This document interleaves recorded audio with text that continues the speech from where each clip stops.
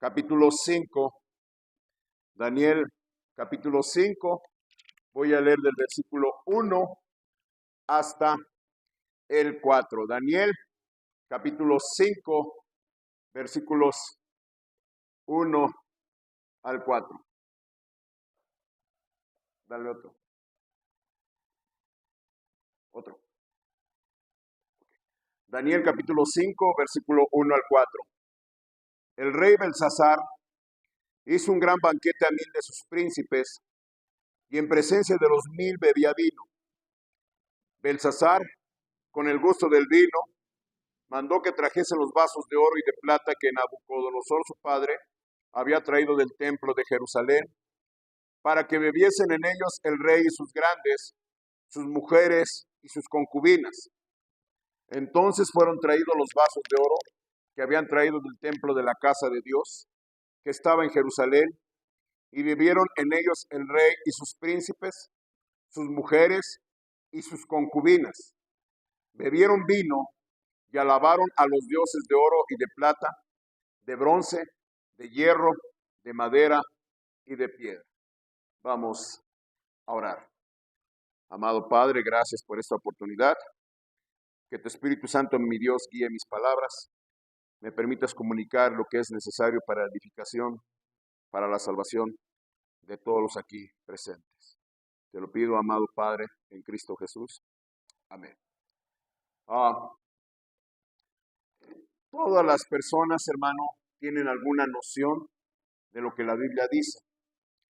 Los medios de comunicación, autores de novelas, películas, y ahora las redes sociales citan pasajes bíblicos, citan historias, hasta frases de la palabra de Dios.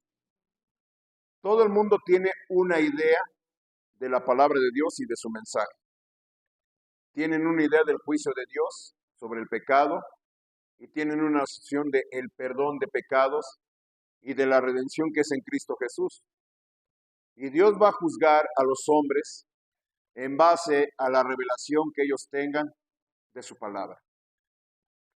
Continuamos con la historia de Daniel en estos domingos en la tarde, porque hermanos, vemos que Daniel fue llevado cautivo a Babilonia.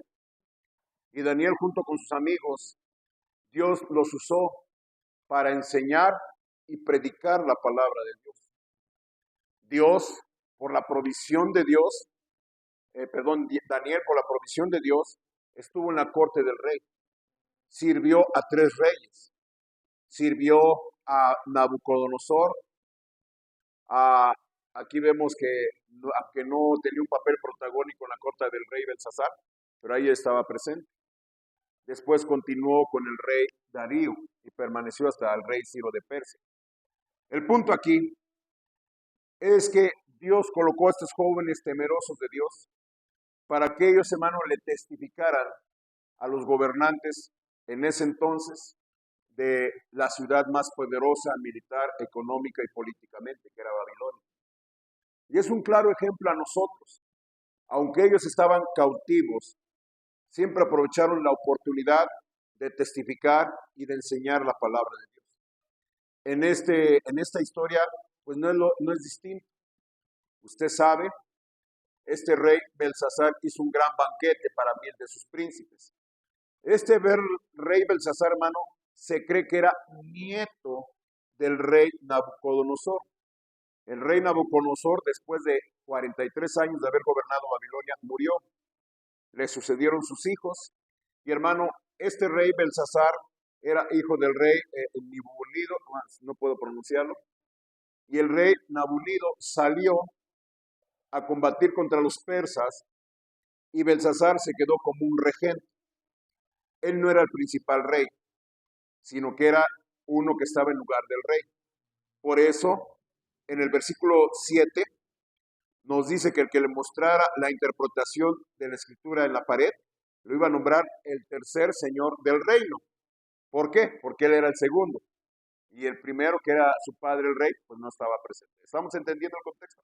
Ahora, se cree, voy a dar el contexto militar de este entonces, político, se cree que en este entonces, cuando el rey Belsasar hizo este banquete, Su padre había ido a combatir con los persas, porque ya los medos y persas ya habían conquistado las naciones, las ciudades circunvecinas de Babilonia, dejando al último Babilonia.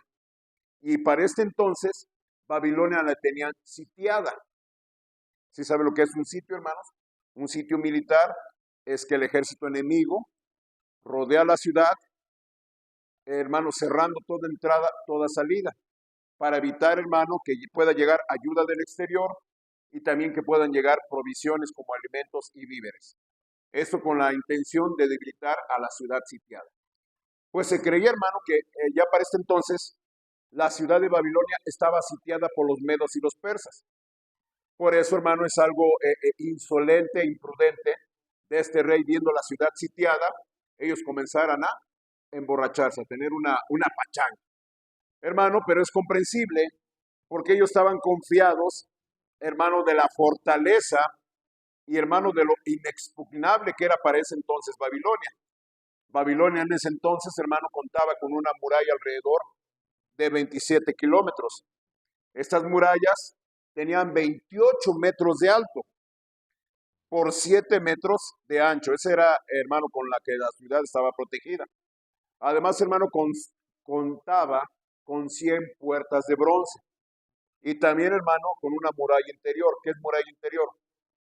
La ciudad de Babilonia la atravesaba el río Éufrates, un río muy caudaloso. Pero ellos, hermano, habían construido puentes para unir las dos partes de la ciudad y tenían murallas en el exterior y también murallas en el interior. ¿Qué significa? Que el río atravesaba la ciudad, pero también tenían murallas, de modo que quien entrara por el río navegando no podía entrar a la ciudad. ¿Estamos de acuerdo? Entonces, hermano, la ciudad de Babilonia estaba muy cerrada, muy protegida. Contaba, hermano, también con unas 100 torres de vigilancia o atalayas de 30 metros de altura. Además, hermano, de sus fosas de agua. Entonces, por eso el rey, hermano, estaba confiado. Aunque ellos estaban sitiados, la ciudad era muy rica, muy próspera, y ellos podían aguantar el sitio varios meses. Por eso el rey estaba despreocupado, y en una de esas hizo un banquete a 1000 de sus, ¿cómo nos dice ahí? A 1000 de sus príncipes, bebía vino e hicieron pachanga. ¿Qué sucedió? Versículo 2. Daniel capítulo 5, versículo 2. Belsasar, con el gusto del vino, mandó que trajesen los vasos de oro y de plata que Nabucodonosor su padre había traído del templo de Jerusalén para que bebiesen en ellos el rey y sus grandes, sus mujeres y sus concubinas. Entonces fueron traídos los vasos de oro que habían traído del templo de la casa de Dios que estaba en Jerusalén, y bebieron en ellos el rey y sus príncipes, sus mujeres y sus concubinas. 4. Bebieron vino y alabaron a los dioses de oro y de plata, de bronce, de hierro, de madera y de piedra. Punto número 1. Estaba la ciudad sitiada. Ellos estaban confiados. Al rey se le ocurre hacer un banquete con 1000 de sus príncipes. ¿Y se pusieron qué? A tomar. El rey, ya un poco borracho, pues dijo, traigan los vasos de la casa del templo de Dios, y en ellos comenzaron a tomar, hermano. Estos hay que señalar, hermano, que estos utensilios del templo, hermano, estos, como nos dice aquí la Biblia, hermano, los vasos de oro y de plata que sacaron del templo de Jerusalén, estos vasos, hermano, eran tan sagrados que no les estaba permitido a los levitas verlos. Solamente los que tenían acceso a ello eran los sacerdotes. Entonces, usted recuerda lo que hemos estudiado los jueves, cuando el tabernáculo se transportaba, hermano, llegaba la hora de transportar estos utensilios, el sumo sacerdote entraba, los ponía en la mesa y los cubría con unas sábanas, con unas cortinas. Y ya nomás cuando entraban los levitas para acarrearlos, el sumo sacerdote ya nomás le decía, tú te vas a llevar esto, tú aquello y tú esto otro. No les era permitido verlos. Tan así eran de sagrados y santos esos utensilios. Jerusalén fue conquistada, saquearon el templo, llevaron esos utensilios el rey Nabucodonosor lo metió al templo de su Dios. Pero este hombre ya borracho los manda a traer. ¿Para qué? Para tomar en ellos vino, para seguirse emborrachando, cometiendo un sacrilegio con los utensilios del templo de Dios. Ahora, pudiera ser creíble porque ellos no eran temerosos del Dios único, vivo y verdadero. Ellos eran idólatras. Pero aquí dice, hermano, el versículo 4. Bebieron vino y alabaron a los dioses de oro y de plata, de bronce, de hierro, de madera y de piedra. ¿Qué significa? Ellos estaban rodeados por un ejército extranjero, el ejército medo-persa.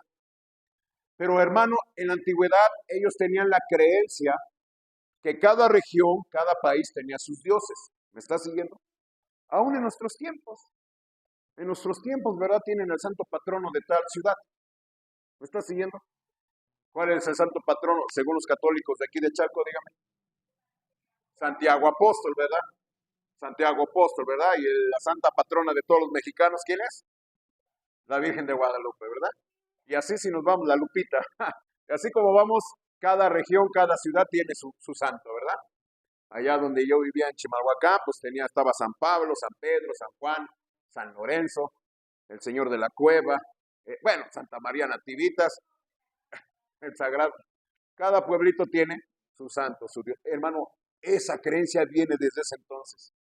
Entonces, el rey Belsasar, en un arranque, hermano, de orgullo, dijo, vamos a beber con esos instrumentos que eran del Dios de Israel, vamos a alabar nosotros a nuestros dioses, recordando, según ellos, una victoria pasada, que según ellos, sus dioses le habían permitido conquistar al Dios de Israel. ¿Me está siguiendo?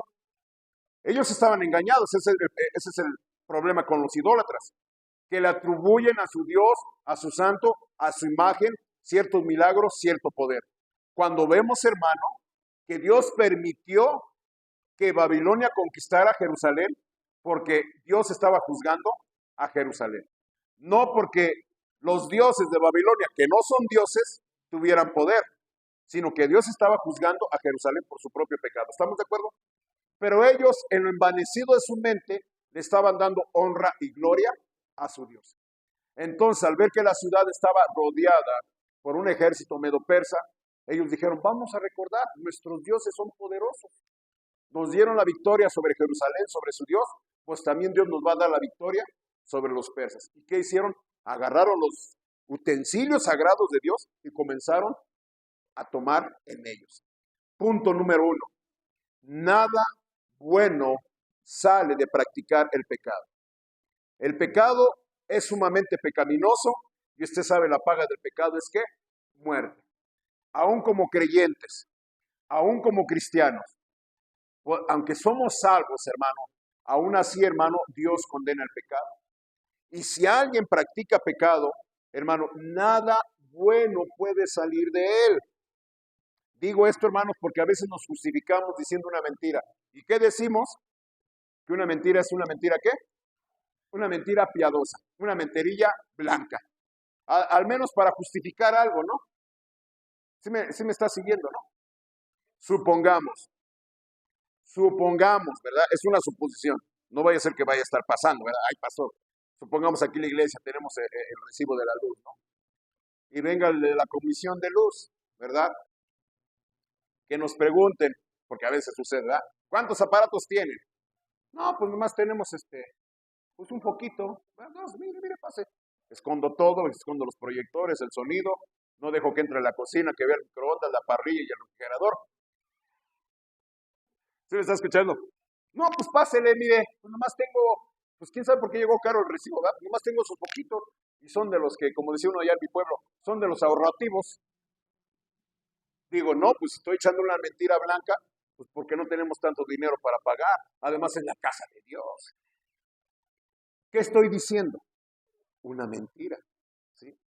Aunque tal vez mis propósitos o mis motivos, que no puede ser un motivo bueno, sea para ahorrarle dinero a la iglesia, ¿me está entendiendo?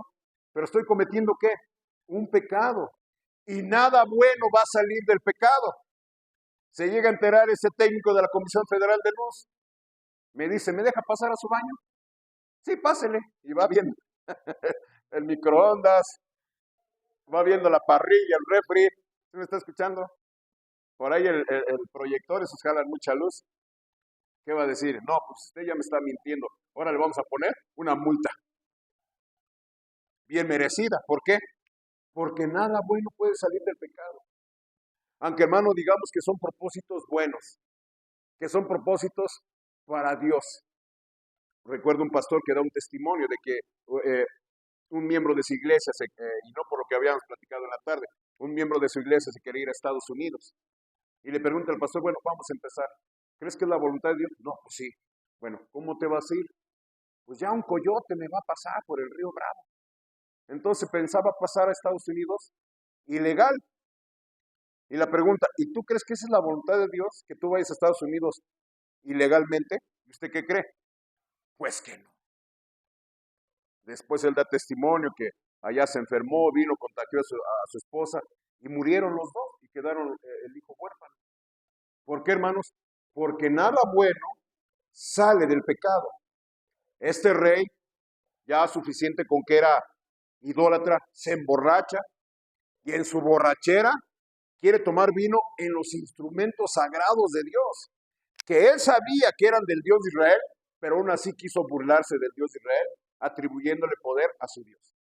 La enseñanza, hermanos, dice ahí en Oseas, capítulo 4, versículo 11. Estamos en Daniel, váyase un poquito adelante, es el siguiente libro. Oseas, capítulo 4, versículo 11, ¿estamos de acuerdo? ¿Qué nos dice? Fornicación, vino y mosto, ¿qué dicen, hermano? Quita el juicio. ¿Qué entiende usted por quitar el juicio? Pues que te nuble el entendimiento. Pierdes la razón, te entrega una mente reprobada. Y usted sabe, hermano, que ya la gente tomada ya no razona, ya hace locuras. No me gusta glorificar el pecado, hermano, pero yo recuerdo cuando andaba perdido en el mundo, hermanos, cuántas cosas, cuántos errores, cuántas cosas no dije estando borracho y haciendo tontería y media de las cuales todavía me lamento. Pero bueno, gracias por la misericordia de Dios que ahora conocemos de Cristo, hermano. Pero el pecado, hermano, tiene una particularidad, nos nubla el entendimiento. Hermano, nos hace perder la razón.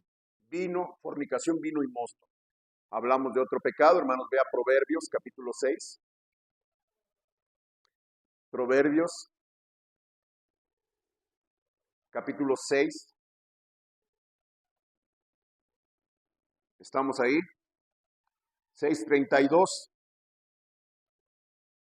¿Qué nos dice? Mas el que comete adulterio es falto de entendimiento, corrompe su alma el que tal hace. Mire, hermano, en nuestro ministerio, y no voy a dar más detalles, me he enterado de muchos casos de adulterio, me he enterado de muchos casos de fornicación. Y digo, ¿cómo es posible? ¿Cómo es posible si viniendo a la iglesia, estando congregándose, escuchando predicación tras predicación, asistiendo a conferencias, hermano, y me entero de casos de adulterio en la iglesia? No en esta iglesia, porque va a empezar de aquí. ¿Verdad? Ya ve que no nos gusta el chisme casi, ¿verdad? Pero ¿quién va a estar de aquí? Dígame. Hermano, no de aquí, sino también de otras iglesias. Es más, déjeme decirle, han venido de otra iglesia, fíjese, a pedirme consejo acerca de casos de adulterio, de fornicación. Hermano, y es increíble, ¿cómo es posible si conociendo la palabra de Dios, hermano, la gente caiga en semejantes pecados? ¿Qué nos dice? Que el que comete adulterio es falto de ¿qué? De sentimiento. Corrompe su alma, se echa a perder. El pecado tiene esa particularidad. El pecado nos ciega. Si le damos lugar al pecado, hermano, el pecado tiene poder. El pecado no se detiene. La Biblia dice, no le des lugar al diablo. Decía una hermana, es que si tú le dejas una grieta, una rendija, entra el diablo y hace un hueco. ¿Me está entendiendo? Y eso tiene el pecado. Si estamos coqueteando por el pecado, si estamos jugando con el pecado no tiene llenadera. Dice que el Seol no cierra su boca. Recuerdo una hermanita, les he platicado, que yo cuando empecé en la vida cristiana, me estaba conociendo hermanos, familias, y ahora vamos a la casa de fulana de tal. Ah, vamos. Esta es la hermanita, y hermano, yo noté que la hermanita estaba ciega, no podía ver. Y ella da testimonio, dice, pues yo, hermano, pues mire lo que me pasó. Pues yo siempre he sido fiestera y amiguera y todo eso. Y yo iba a la fiesta, me invitaban, y sí me invitaban una copita. Y yo me echaba una copita diciendo, pues Diosito no creo que se enoje, porque me echo una copita. Y así, hermano, me la llevaba. Y me echaba otra. Y decía dentro de mí, pues no creo que Diosito se enoje. Ella dice, son sus palabras, dice, ya cuando terminaba bien tomada y bien borracha, dice ella, pues yo creo que Diosito no se enojó. Y así seguía. ¿Qué pasó? Se enfermó, perdió la vista a causa de eso.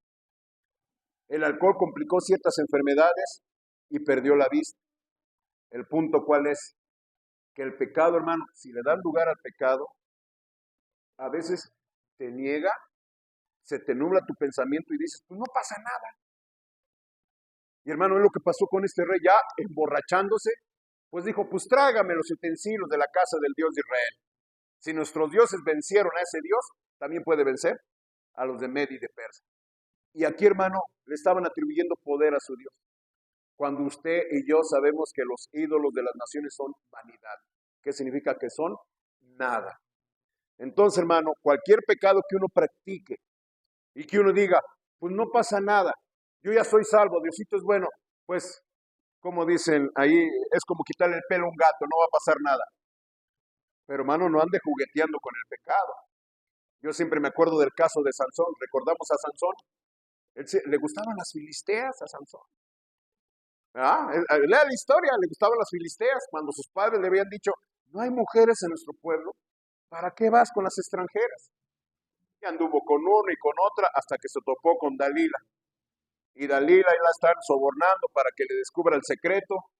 Ahí Sansón anduvo jugueteando con ella, no, pues si me amarran, o si me esto, hasta que definitivamente le dijo su secreto.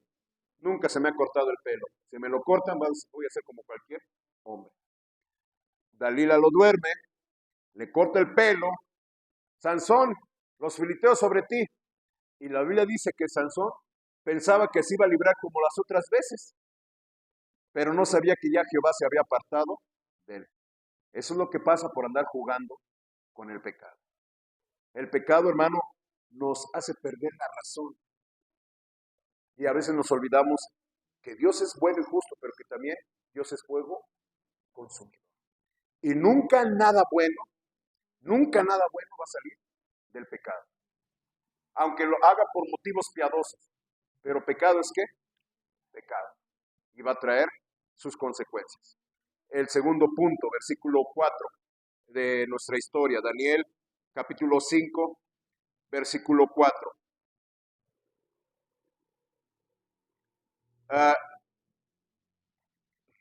Ok, aquí ya me pasé, ok, 5:4. Bebieron vino y alabaron a los dioses de oro y de plata, de bronce y de hierro, de madera y de piedra. Aquí lo que estamos diciendo, hermanos, atribuyéndole poder a sus dioses. Pero vea, hermano, lo que pasó. Versículo 5. En aquella misma hora aparecieron los dedos de una mano de hombre que escribía delante del candelero sobre lo encalado de la pared del palacio de Real. Y el rey veía la mano que escribía. ¿Sí lo está viendo, hermanos? Entonces el rey palideció y sus pensamientos lo turbaron y se debilitaron sus lomos y sus rodillas daban la una contra la otra. Aparecieron las manos de un hombre escribiendo en lo encalado de la pared.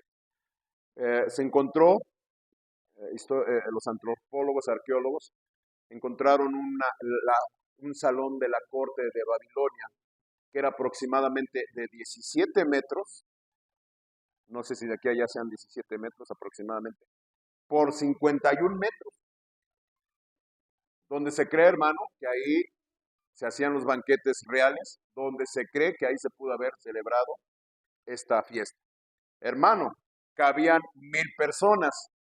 Aquí, hermano, ya le calculamos, más o menos entran como 80, 100 personas. Recuerda, hermanos, hace 15 días. Entonces, hermano, es plausible esto. Pero lo interesante de esto, y vamos a aprenderlo, que Dios comunica su palabra. Dios ha bendecido su palabra de tal manera que todo el mundo la conoce.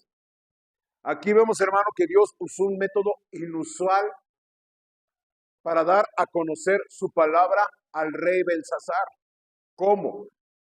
Imagínense usted, hermano, en medio de la pachanga, aparece una mano, nomás la pura mano, y comienza a escribir en lo encalado de la pared. ¿Qué es, hermano? En el repello de la pared comienza a escribir. ¿Cómo sería notorio eso que en medio de la pachanga, de la música, tal vez de los bailes, el rey vio eso y se turbó? Aquí Dios, repito, utilizó un método extraordinario para dar a conocer su palabra.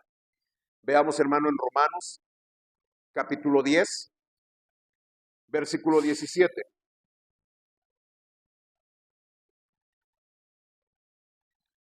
Romanos, capítulo 10, versículo 17. ¿Estamos ahí? Dice, así que la fe es por el oír y el oír por la palabra de Dios. ¿Estamos de acuerdo? Pero os digo, no han oído, antes bien, por toda la tierra ha salido la voz de ellos, y hasta los fines de la tierra sus palabras. Dios, hermano, aunque hay gente que lo niegue, hay gente que ataque la palabra de Dios, pero la gente conoce la palabra de Dios. Yo les he platicado, una vez en Príncipe de Paz hubo un accidente con la microbús de un taxi. Se hizo todos los peritos, todo el escándalo que se hizo, patrullas, peritos, se llevaron la micro a la grúa, se tuvo que indemnizar a la persona que salió lastimada del taxi. Ya estamos ahí, yo acompañé a los hermanos, al pastor a sacar la microbús del corralón, y ahí diciéndole que, pues, que nos echen la mano, que somos iglesia, que no hacemos nada malo. Y sale el poli, pues hermano, pues ya sabe lo que dice la Biblia. Al César lo que es de César y a Dios lo que es de Dios. O sea, en pocas palabras nos dijo, serán muy hermanos y todo eso, pero cometieron una infracción, aquí tienen que pagar la multa y la infracción y pagar el arrastre y el tiempo que la microbús estuvo en el corralón. Y es correcto, amén, hermanos. Pero lo interesante es que un policía conocía la palabra de Dios, aunque usan versículos para su conveniencia, pero ¿qué digo, hermano? Pero conocen la palabra de Dios, ¿sí? Un día fuimos a Toluca a dar un reporte cuando entrábamos a predicar al reclusorio. El director de asuntos religiosos, no sé si conocía o no conocía, hermano, nos estaba predicando. Dice, ustedes tienen que venir a hacer un reporte de lo que ustedes hacen al entrar al reclusorio. Acuérdense del Señor Jesús, que cuando mandaba a sus discípulos a predicar, ellos venían después a dar, ¿qué? Cuentas. O sea, conocen la Biblia, las autoridades conocen la Biblia. Hermano, no sé, y no se deben estar pegados a la televisión o todo eso. ¿Quién no ha visto películas, series? Y a veces en películas utilizan pasajes de la Biblia, utilizan historias de la Biblia. Yo le he dicho a mi esposa, la gente se hace, pero conoce la palabra de Dios. Un día fui a un ciber, allá, bueno, ya le dicen ciber en Las Chuapas, Veracruz. Fui y le expliqué, le pregunté unas cosas al muchacho. Dice, pues ahorita no creo que lo vayamos a hacer porque ya vamos a entrar en vacaciones. Ya los muchachos ya no van a ir a clases y viene la época de las vacas flacas. O sea, la gente conoce la palabra de Dios. ¿Sí me está siguiendo? De modo que no tienen excusa. Es que yo no sabía, es que yo no sé. Hermano, observe. En el radio, hermano, cuentan historias y de alguna manera la gente, sea creyente o no sea creyente, hace referencias a la palabra de Dios. ¿Me está siguiendo? Aquí dice, hermano, que hasta Dios ha hecho llegar su palabra sobre toda la tierra. Y de alguna de otra forma la gente conoce la palabra de Dios. Dice ahí mismo en Romanos, capítulo 1, versículo 18. Romanos, capítulo 1, versículo 18 al 20. Porque la ira de Dios se revela desde el cielo contra toda impiedad e injusticia de los hombres que detienen con injusticia la verdad. Porque lo que de Dios se conoce les es manifiesto, pues Dios se lo manifestó. porque las cosas invisibles de Él, su eterno poder y deidad, se hacen claramente visibles desde la creación del mundo, siendo entendidas por medio de las cosas hechas. De modo que, ¿qué, hermanos? No tienen ¿qué? Excusa. Pues habiendo conocido a Dios, no le glorificaron como a Dios, ni le dieron gracias, sino que se envanecieron en sus razonamientos y su necio corazón fue entenebrecido. ¿Estamos de acuerdo? Dios de alguna manera se manifiesta en su creación, en lo que sea. Pero cuando la gente no quiere reconocerlo, Dios los entrega a una mente reprobada. Dice la Biblia, dice el necio en su corazón, no hay Dios. No hay ateos naturalmente. Los que son ateos, hermanos, decidieron ser ateos ante tanta evidencia. ¿Sí me está siguiendo, hermano? Todos por naturaleza creemos en un Dios. Aun cuando a los niños se nos enseñe, de la forma en que sea, tenemos conciencia de un Dios. Pero al crecer, al tomar decisiones y al no darle reconocimiento a Dios, Dios nos entrega una mente reprobada. Hasta si no es por la misericordia de Dios que nos ilumina el entendimiento. Pero hermano, toda la gente sabe de la existencia de un Dios. Solamente los necios dicen, no hay un Dios. ¿Qué significa necio? Que no quiere creer, que no quiere saber nada de Dios. Su conciencia los acusa, como el rey Belsasar. Cuando estaba borracho y ve que aparece una mano escribiendo en la pared, ¿qué sucedió? Sus rodillas comenzaron a chocar entre ellas, se espantó, hasta la borrachera se le bajó. ¿Sí me está escuchando? El punto, hermano, es que, hermano, nadie tiene excusa. Dios de una manera se manifiesta. Hermano, no sé si usted sabe, los estudiantes lo deben de saber. Antes de que llegaran los españoles aquí a América, estaba el rey Nezahualcóyotl, el rey poeta. Y el rey poeta, él, una vez leí su biografía de Nezahualcóyotl, él creía en la existencia de un solo Dios, de un ser supremo. ¿Sí me está escuchando? A pesar de todo el panteón de dioses aztecas, precolombinos, ¿verdad? Que Huitzilopochtli, Coatlicue, que Quetzalcóatl, hermano, él creía en un solo Dios. Fíjese, el rey poeta. Hasta escribió un poema. Amo el canto de las aves y del sesontle pájaro de 400 voces. Amo el color del jade y el enervante perfume de las flores, pero amo más a mi hermano, el hombre. Ese es un poema del Nezahualcóyotl. Y hermano, o sea, en todos los tiempos y en todas las épocas Dios se ha dado y se ha manifestado. De modo que nadie quiere, ¿qué, hermano? Nadie tiene excusa. Nadie tiene excusa. Y en que lo quiera negar, un día van a dar cuentas. ¿Por qué se espantó, hermano, el rey Belsasar? Por su conciencia. Cuando ve, hermano, que aparece esa mano, dice que sus pensamientos se turbaron, sus rodillas comenzaron a chocar unas con otras. ¿Por qué, hermano? Porque Dios ha puesto en nuestro corazón, en nuestro interior, hermano, algo que se llama conciencia. Y la conciencia, hermano, es la voz de Dios que nos redarguye de nuestro pecado. Pero hay gente, hermanos, que su conciencia ha sido cauterizada, se endurece y no quieren reconocer a Dios. Entonces, hermano, Él mandó a traer a alguien que le explicara esa escritura. Y dice ahí, hermanos, en el versículo 14 al 16 de nuestro estudio, de nuestro pasaje que estamos estudiando en esta tarde, en Daniel capítulo 5, versículos 14 al versículos 8. Entonces fueron introducidos todos los sabios del rey, pero no pudieron leer la escritura ni mostrar al rey su interpretación. ¿Por qué, hermanos? Póngame atención. La Biblia, la palabra de Dios, es inspirada por el Espíritu Santo. Y tenemos que leerla y estudiarla con la iluminación del Espíritu Santo. Porque la Biblia dice que algunos indoctos e inconstantes, ¿verdad? La Biblia da testimonio que hay algunas cosas difíciles de entender, pero no son imposibles. ¿Estamos de acuerdo? ¿Quiénes no las entienden? Los indoctos e inconstantes. ¿Qué significa? Aquellos hermanos que no están dispuestos a estudiar, a someterse a la iluminación del Espíritu Santo. Vimos en la mañana un versículo que nos dice que el Señor Jesús nos manda a escudriñar las Escrituras. ¿Qué significa? A investigar cuidadosamente. Tenemos recursos, diccionarios bíblicos, comentarios, compendios. Tenemos, hermano, el recurso de un pastor que les puede explicar. ¿Sí me está escuchando? Si algo no entiende, hermano, qué bonito cuando me hablan, me dicen, pastor, quisiera que me explicara esto. Me hablan hasta por teléfono. Pastor, ¿qué significa esto?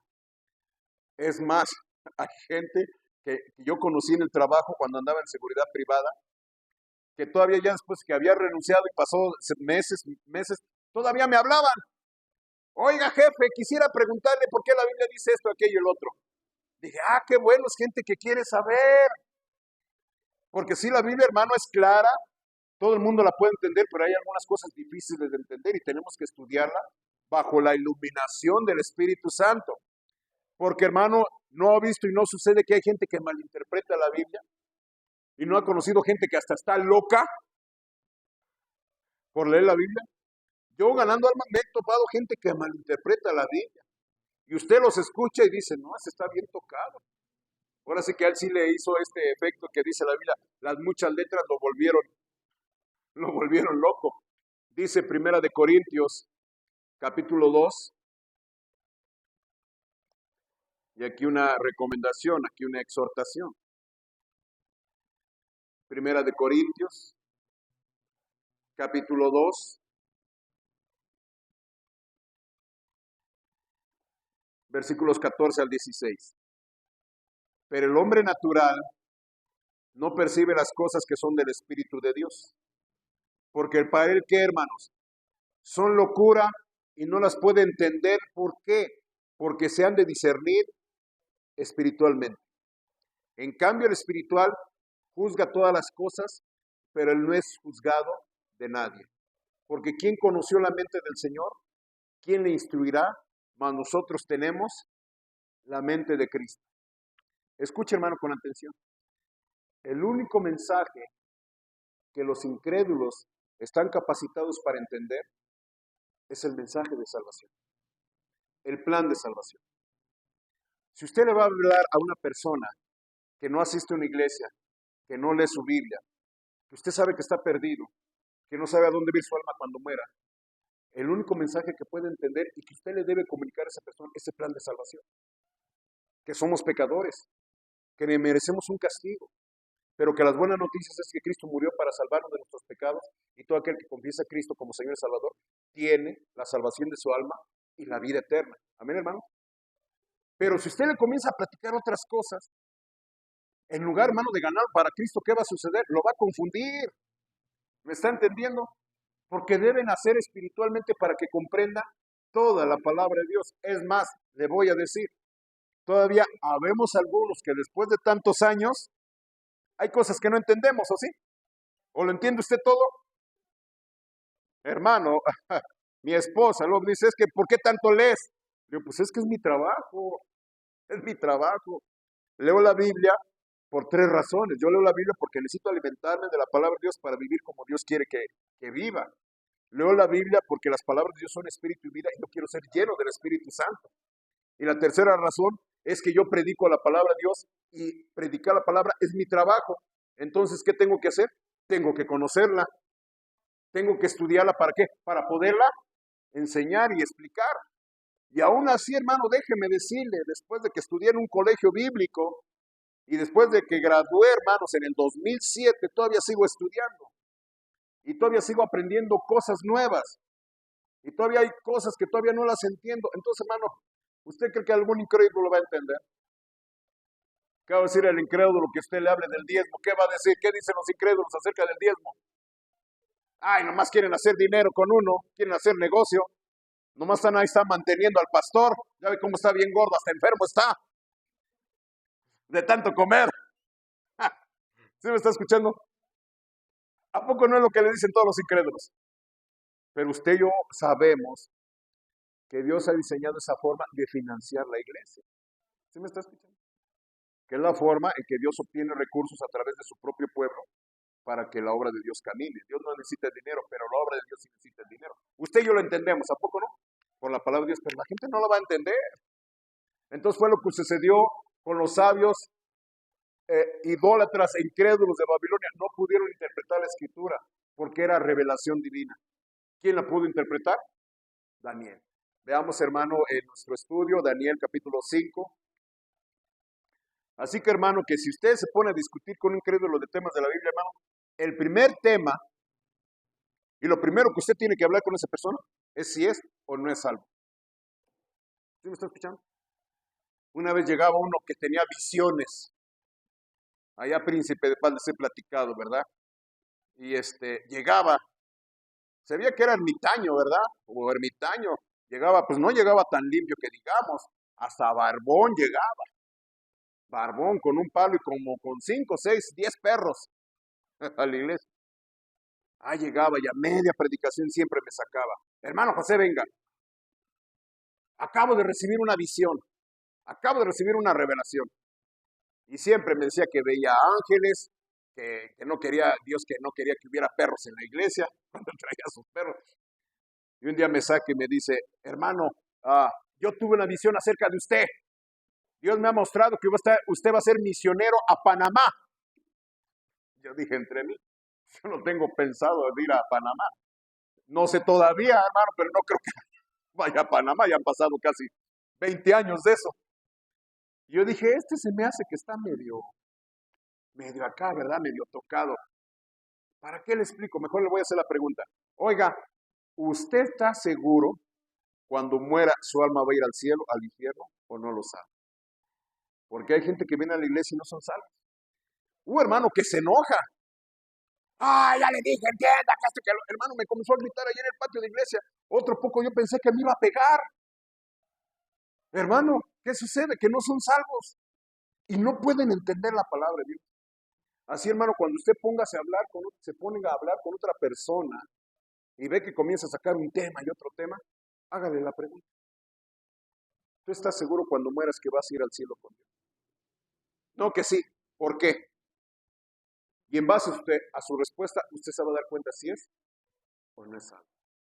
Y se va a dar cuenta que aquellos que malinterpretan la Biblia no son salvos.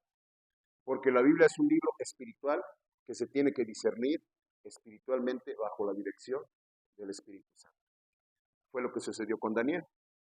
Daniel, capítulo 5, versículo 10 al 13.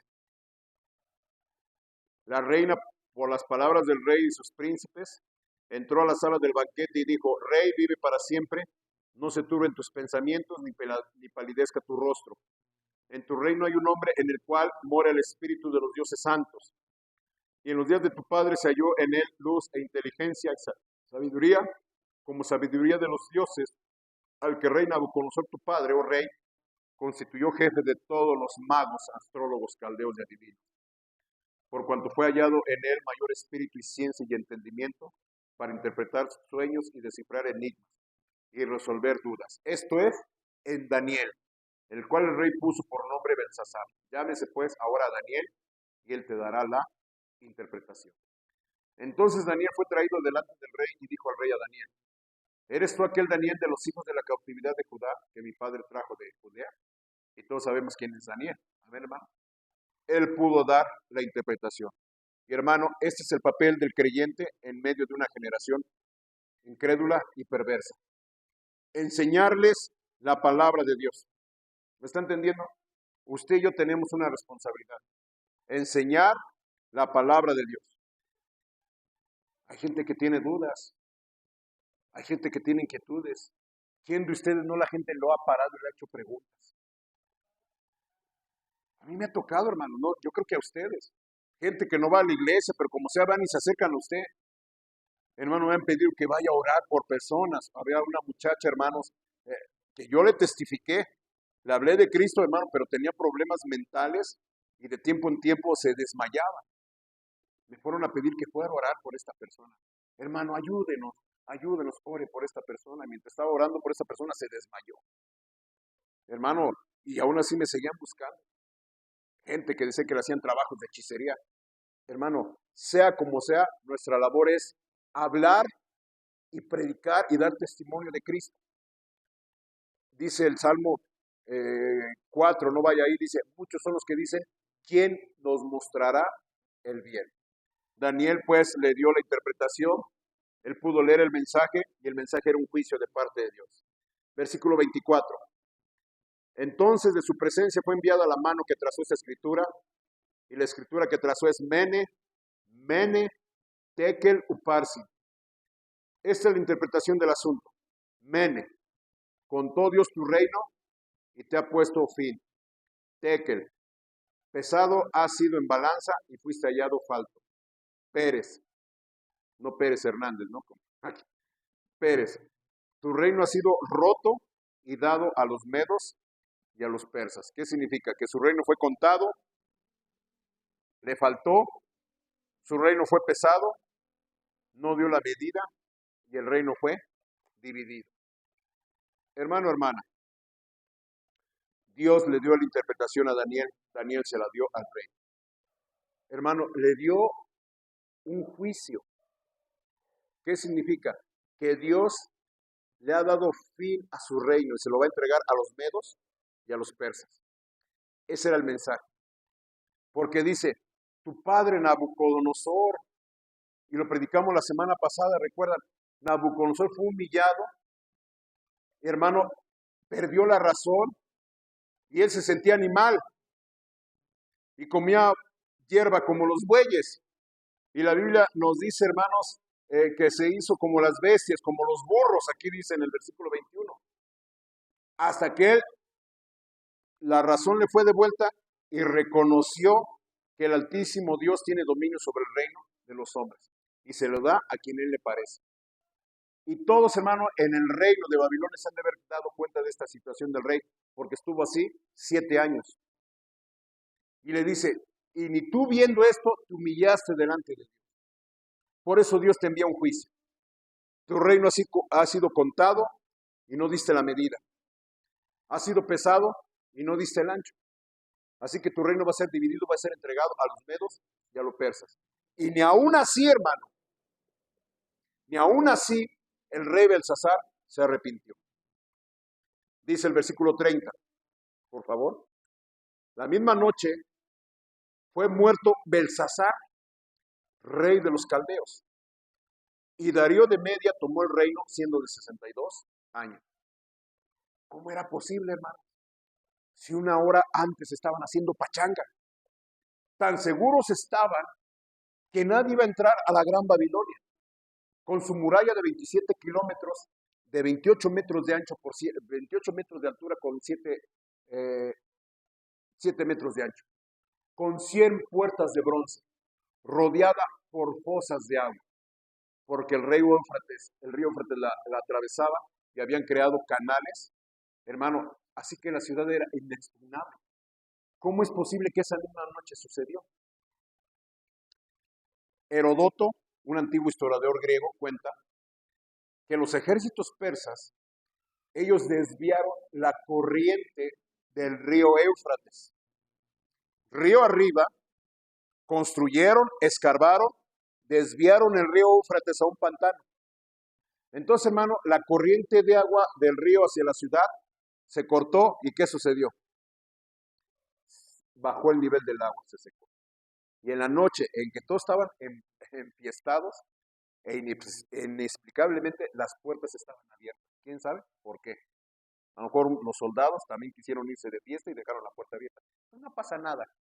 ¿Recuerda, hermano, lo que dijimos al principio? Del pecado nada bueno sale. Pues no va a pasar nada, nadie nos va a conquistar. Desviaron el río Éufrates, bajó el nivel del río, las puertas estaban abiertas, los ejércitos persas entraron por el foso del río, por la, ¿cómo se llama? El lecho del río, ya seco. Entraron por las murallas y conquistaron la ciudad en octubre del año 539 a.C. Esto, hermano, nos da un testimonio que la palabra de Dios es confiable y verdadera. Este rey vio la escritura, no la entendía, pero tembló, porque su conciencia la acusaba. Pero, hermano, no se arrepintió. Entonces, hermano, Dios siempre nos guía al arrepentimiento. Desde Jerusalén, hace casi 2000 años, mandó a predicar el arrepentimiento para el perdón de pecados. Hemos pecado, sí. Hemos cometido sacrilegios, sí. Aún siendo creyentes, a veces cometemos pecadillos. Le decimos pecadillos, amén, hermano, porque ¿por qué decimos? Pues no va a pasar nada, Diosito es bueno. Hermano, nunca nada bueno puede salir del pecado. ¿Qué hay que hacer? Dice el Señor, yo miraré a aquel que es humilde y tiembla ante mi palabra. Hermano, arrepentirlo. Y pecado siempre va a ser pecado. Y nada bueno va a salir del pecado. Si Dios nos revela algo, humillarnos ante Él y obedecer su palabra, porque Jesús claramente dijo, el cielo y la tierra pasarán, pero mis palabras no pasarán. Inclinemos el rostro, hagamos, hermanos, una oración. Mi amado Padre, mi amado Dios, gracias te doy por esta palabra, por esta enseñanza. Y mi Dios, a veces nos confiamos en tu bondad, en tu misericordia. A veces, Dios, hasta abusamos de la paz y de la seguridad que nos das, sabiendo que la salvación no se pierde. Y a veces, Dios, nos permitimos ciertas licencias al practicar pecados. Y a veces, Dios, nos engañamos a nosotros mismos diciendo, no pasa nada. Pero, mi Dios, aprendemos que nada bueno puede salir del pecado. Que la lección del rey Belsasar quede en nuestros corazones. Que cuando más confiados estamos que no va a pasar nada, el pecado siempre va a traer consecuencias. Hermanos, suena el piano, piense, medite y haga una decisión con Dios. Qué bueno que hoy está aquí. Qué bueno que está escuchando palabra. Porque a veces se nos olvida. Pecado es pecado. Y nada bueno sale del pecado. ¿Por qué no hacemos una decisión de ser más estrictos y celosos con nosotros mismos para no caer en pecados que consideramos que no son tan graves? Pecado es pecado. Sigamos orando.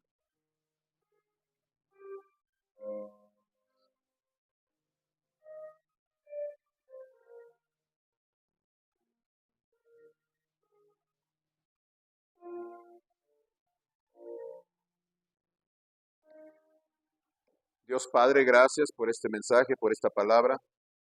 Y mi Dios, te pedimos que bendiga las decisiones de esta tarde. Por Cristo Jesús oramos y pedimos. Amén. Amén, hermanos. Vamos a levantar las ofrendas. Hermano, pues abusando, ¿verdad? Que está aquí el hermano Héctor. Vamos a levantar las ofrendas. Ahí está el alfolí. Vamos a orar. Amado Dios, gracias por estas ofrendas. Bendiga, Padre Dios, a quienes las dan y bendígalas, multiplícalas para los gastos de la iglesia. Oramos en Cristo Jesús. Amén.